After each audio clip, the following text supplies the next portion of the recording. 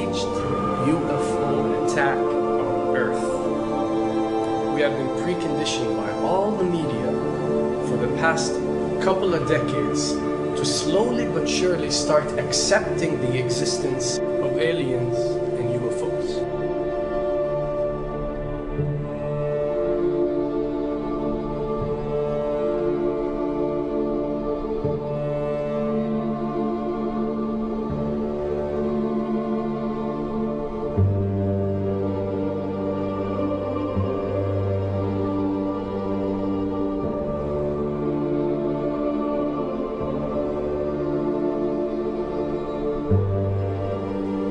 I can tell you right now that 99% of every UFO sighting that has ever taken place has actually not been an unidentified flying object, because this has always been military technologies.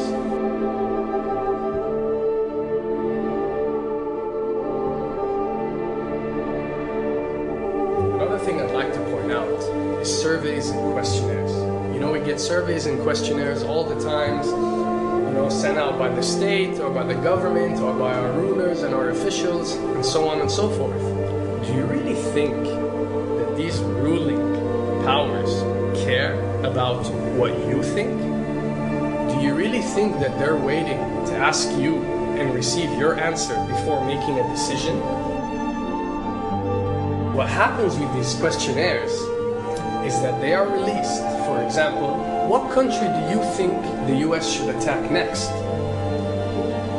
And if it yields back results like 70% of the US population believe Iran is the next country that should be attacked, this is actually a study conducted for the effectiveness of the media propaganda that they are using. So when they get such results, they look at it and they be like, all right, amazing. Our media propaganda is working. We are purposely trying to manipulate people to think that Iran should be the next one, and check out the survey results. We're doing a great job in propaganda. That's what it's all about. And if the results come back and they aren't up to par, so let's say 20% want war with Iran and 80% want actual peace, they say, okay, so now we have to go and rework our media propaganda and make it more effective so these percentages change.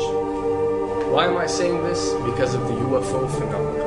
Since the 60s, the amount of people who believe in extraterrestrials have skyrocketed, and it's only increasing day by day in our modern world.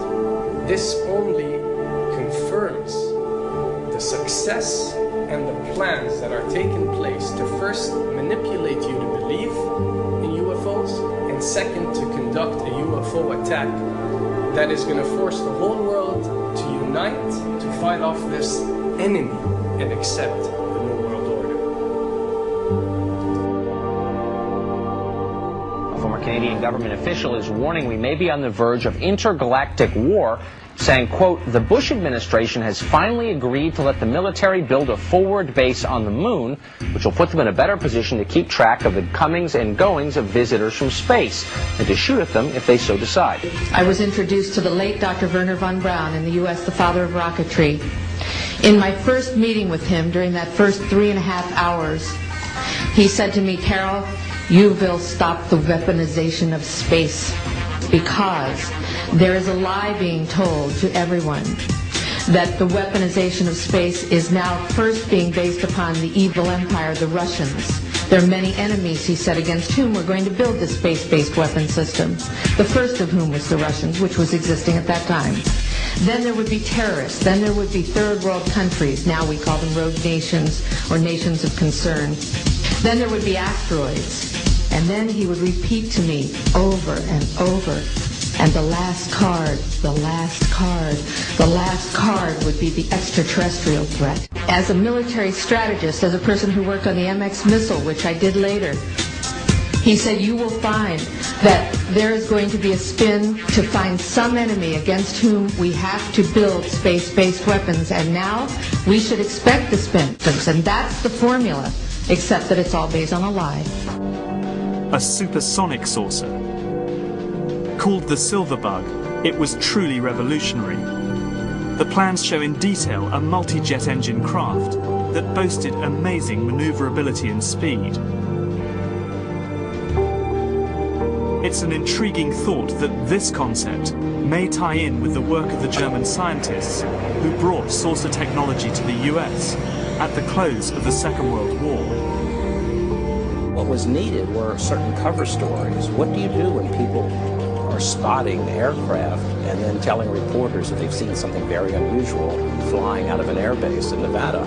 And frankly, this was the origin of a lot of the sightings that took place in the mid-50s, 1954, 55, 56, of unidentified flying objects, the UFOs. So the CIA was involved in encouraging people to believe that, yes, they saw UFOs, and the CIA and the military tried to be very helpful to reporters to get these stories out, to divert the attention of the country, and particularly the people in this region, about what they had actually seen. Mexican Air Force pilots capturing on videotape what are said to be 11, count them, 11 UFOs. The Mexican Air Force has released a video that some of you are going to find difficult to believe. A journalist says it shows images of UFOs tracking a Mexican military plane. So what's the truth about UFOs? The story of successive attempts to develop radically new forms of flight, conducted under the strictest secrecy, is inextricably bound up with our relationship with UFOs over the last 60 years. Whether it's Allied pilots buzzed by strange balls of fire in 1942, or the Roswell incident 5 years later, there is a strong case to be made that secret military technology offers a convincing explanation for many UFO stories. Anytime the government has secrets that they can keep from us, they can manipulate us by those secrets. In essence, they still remain 25 years at least ahead of us in technology, information, and knowledge, and secrets, and they are using them against us. I heard over the years many times over that the plan to usher in the New World Order would be to make all the people in this country and around the world feel totally helpless to prevent the New World Order from occurring, this world dominance plan, by saying that we had been invaded by aliens, so that we would say, oh, please, UN, come in and help us all. So bear in mind that there is a planned orchestration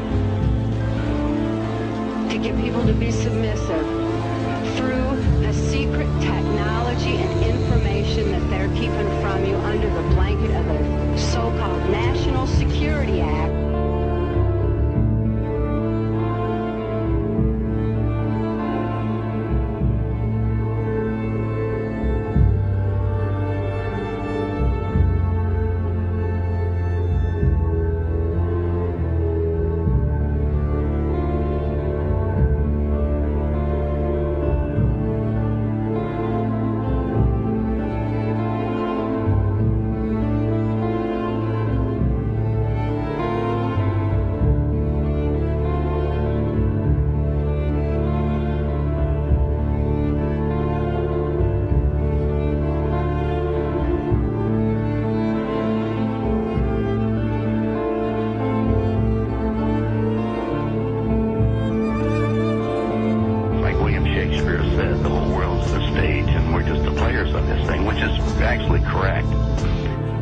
Perhaps we need some outside universal threat to make us recognize this common bound. I occasionally think how quickly our differences worldwide would vanish if we were facing an alien threat from outside this world.